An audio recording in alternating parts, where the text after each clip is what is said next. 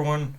Okay, so the big thing to talk about with this chapter is it starts off like throwing us right into a flashback of basically after the Yohara incident, I believe, and basically the reveal of Vegapunk's or sorry, not Vegapunk, of Clover's brother, basically pleading, basically finding Vegapunk and pleading to him to help in order to help what remains of the Scholars of Ohara in order to discover the remains what the Void Century truly was, to unearth all of it. And one thing I do like about this is that even though initially he refused, you do eventually. I do like how it was the plea of Clover's brother that kind of spur him on, and you see from the gradual progression of how Vegapunk came to the conclusion that yeah, I will I will honor the wishes of Clover in order to continuing the research in order to find what the secrets of the world government what the secrets the world government have been hiding from the world truly are. And like again, it's one of those things I like how you see kind of the progression, seeing how how how how Vegapunk had truly changed his mindset of like, yeah, even though it is dangerous work, he as we saw he found value in what the Scholars of Valhalla were trying to uncover. And I especially like the little detail of seeing Vegapunk look at Robin's Wanda poster too. Like he pretty much it was at that point he definitely knew something. He had to figure it all out for himself. But of course, but after that we basically cut. But after that, yeah, it's pretty much just a. But after that little flashback, we've heard it basically cuts to what happens in the present, and yeah, and seeing the robot basically be the one to basically save the Straw Hat's asses, saying, "Joy Boy, you must continue to live. You must continue to live." And just seeing him, and just I like how, and I'm not gonna lie, in that particular moment, I did have a.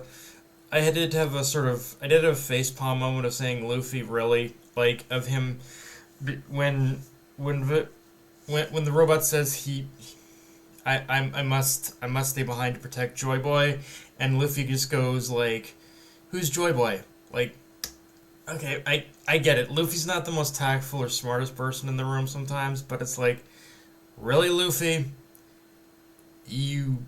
I guess it does make sense. He still thinks of like the his awakening as just another extension of his devil fruit, not really like what the actual symbolism means, but it's like still Luffy, you haven't figured it out as to what's going on here. Like I know I shouldn't be too hard on him, but still. And yeah, it all culminates with pretty much all culminates as well with Atlas being the one to make the in order to make the final push of saying yeah, of basically sacrificing herself in order to save the Straw Hats. And yeah, I'm not gonna lie, Atlas was definitely one of the satellites I probably cared about the least, but I do admit that the sacrifice, Atlas went out big with that one, and I gotta respect it. Um, now, now, I do need to go back now, kind of circling back a bit to his to Clover's brother though. The reveal of Clover's brother is kind of interesting for me in the sense where there's I definitely like the reveal of like Clover having a brother. Again, I like how it is Clover's brother that did spur Vegapunk on in order to make the choices he did. But there is one tiny detail with the reveal of Clover's brother. I don't know whether or not to say if I'm a fan of or not, which is the reveal that Clover and his brother share the name D, share are people who have the initial D in their name as well, and I'm really not sure how to feel about this one, frankly. I'm not, because on one hand, I guess you could say it makes sense that of the reason as to why the government acted the way they did when they shot him point blank. They were probably angered by the fact that he was a D. So, but simultaneous to that, I'm also like, there's getting to be one too many D's in this series at this point. Like, I get that it kind of goes with the whole idea of like of those who bear the name of D will rise again. So it's like it does make sense that there are so many of them hiding among the populace. But still, I'm not sure about Clover being one. It's kind of weird. I don't hate it, but it's like it feels weird that again there are so many D's popping up nowadays. But okay. With that said, though, um, with that said, the only other thing to talk about is I guess that Vegapunk makes the big reveal that what was it again? That oh yeah, the King of the Pirates completed an unprecedented tour of the entire world, and what he and his crew heard were likely the purest voices of the past. My view of the future is thus. Now, with this reveal, I think it's fair. Like I harken back to what I with this real I harken back to what Rayleigh had talked about had talked to Robin about how yes they are the ones who learn the entire history, and that in itself I think is definitely, and when you combine that with what Vegapunk is saying in this chapter, I think it's fair to say the one as out there and bombastic as it sounds, I think it's probably fair to say that what Roger had heard, was the voices or the spirits of those who lived during the time of the Void Century, those that were completely obliterated by what would become the world government then, and so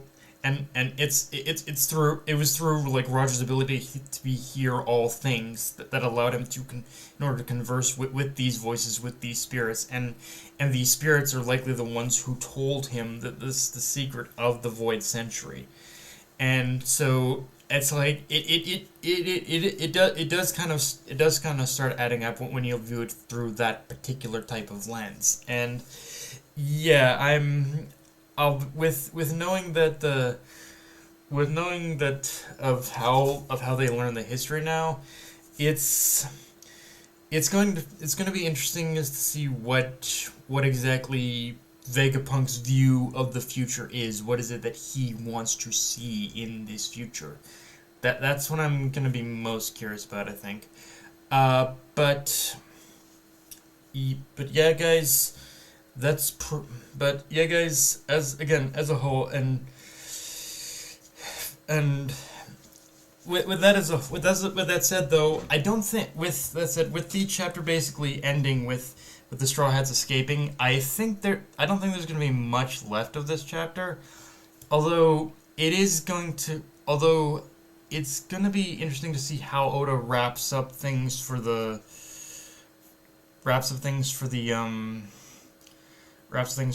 for basically for the four elders now, because we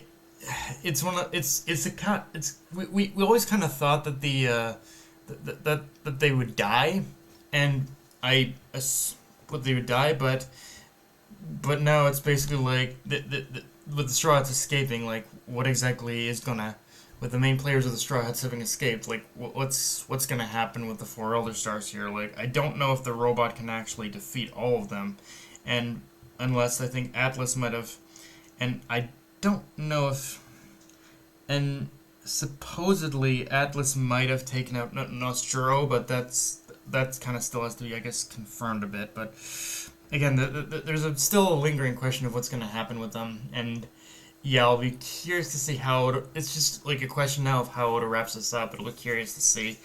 But yeah, guys, that's all I got for this review. If you enjoyed the video, like, comment, subscribe, follow me on Twitter, Analyst Crunchyroll, push the notification bell, hit the subscribe button, and just share the video around, guys.